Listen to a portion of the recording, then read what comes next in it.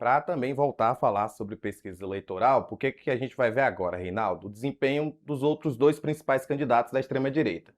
Numa eventual disputa com Romeu Zema, do Novo, o Lula oscilou em relação ao mês passado de 44% para 45%, já o Zema foi de 37% para 35%. Em relação ao Ronaldo Caiado, o Lula vai de 44% para 45%, o ex-governador de Goiás manteve os 35%. O que é que você vê nesses resultados, Reinaldo?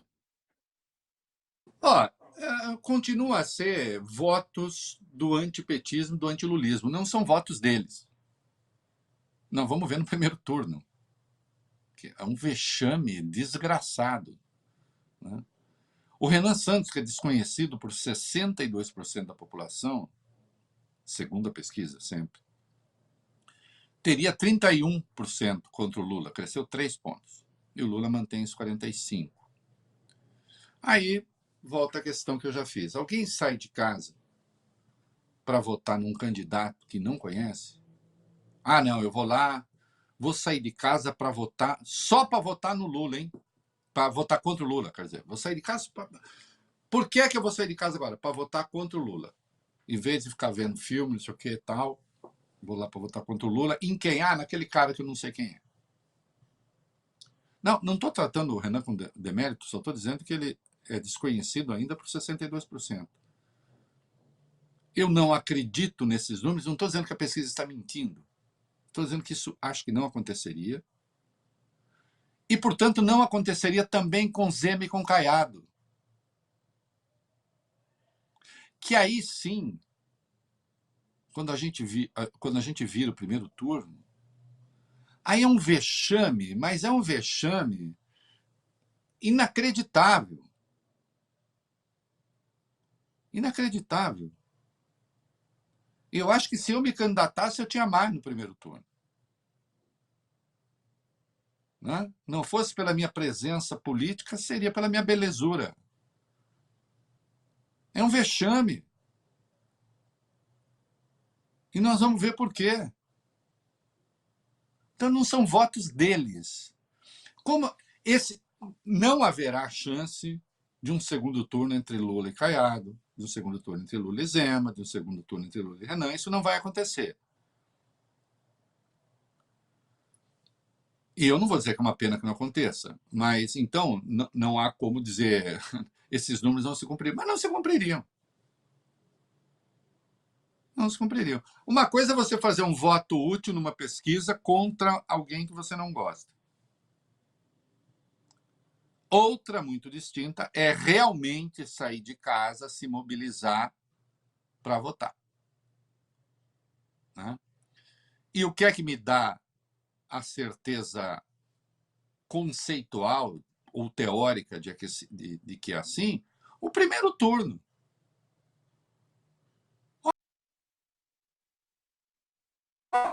Vai.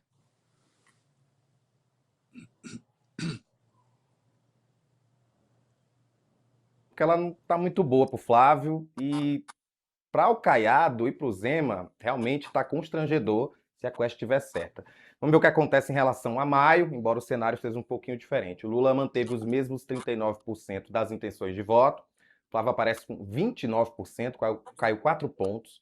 O Ronaldo Caiado aparece com 3%, ou seja, oscilou 1 para baixo. O Renan Santos também com 3%, tinha 2 no mês passado.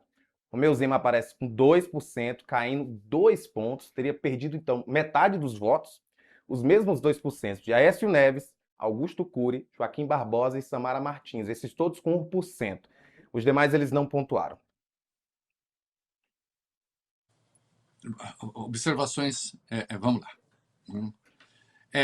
Caiado e Zema como pitbull da eleição, e ontem o Caiado praticou coisas do Arco da Velha, ou do Arco do Velho, né? Porque é preciso ter juízo. Eu também já sou velho, mas é preciso ter juízo, né? Vai amadurecendo, vai ficando progressista ao menos, né? A velhice, a gente vai ficando maduro, já vai tendo alguns probleminhas, né? Virar ranzinza, neurastênico, para quê, né? Tem que ser mais feliz. Então, assim, esse lado do pitbull não está adiantando. Não está adiantando nada. Na hora do segundo turno, porque é contra Lula, na votação simulada, ainda parece bem. Mas não adianta. O Zema perdeu metade dos votos?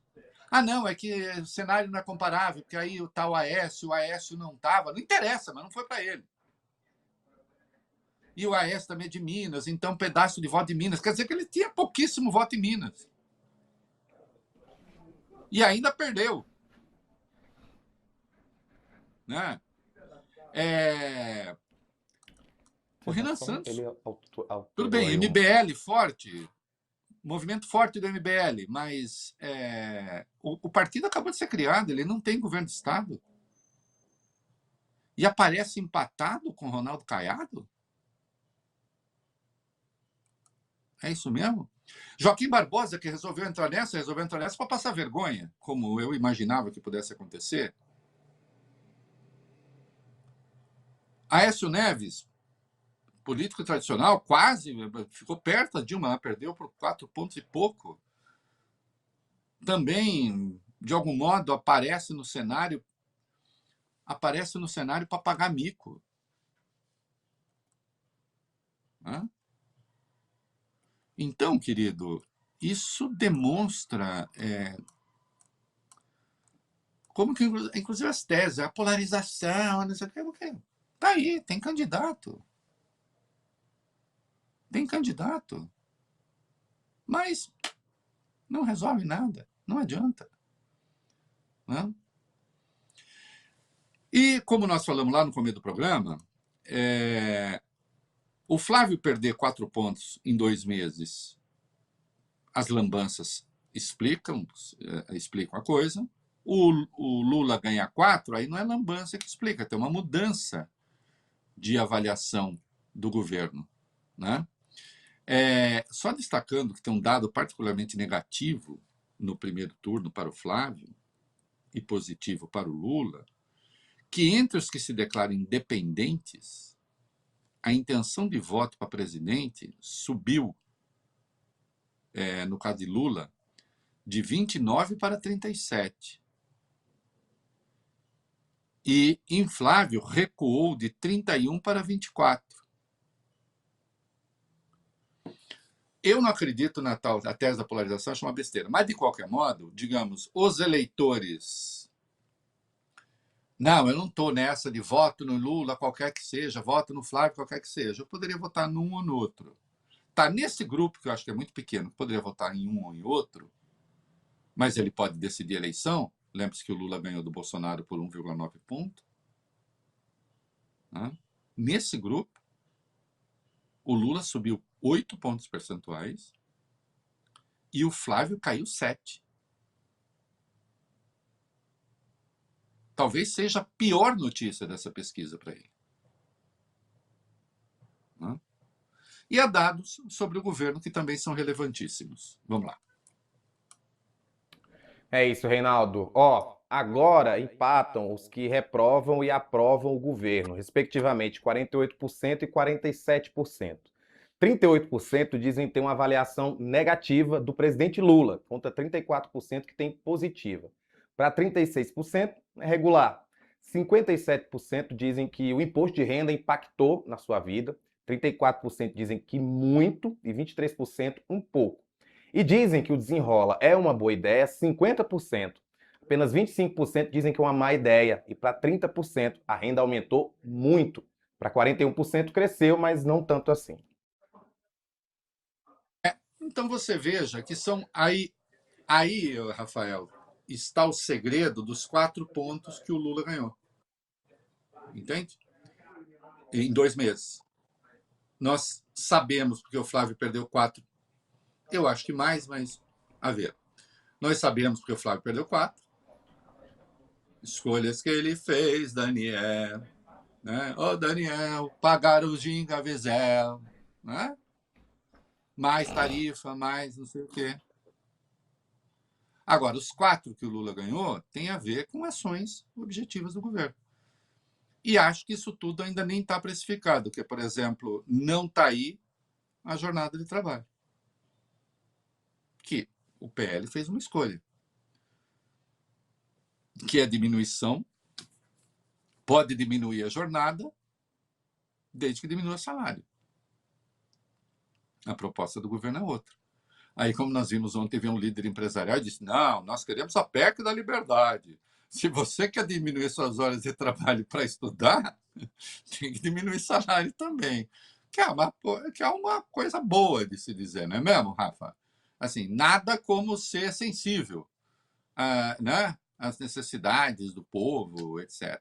É uma coisa realmente encantadora, né? Então,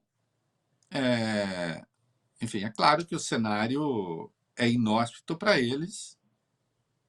Já ganhou, o Lula já ganhou? Não. A eleição é como o programa do Chacrinha, só acaba quando termina, a não ser que o sujeito dispare, mas não, esse cenário não parece dado.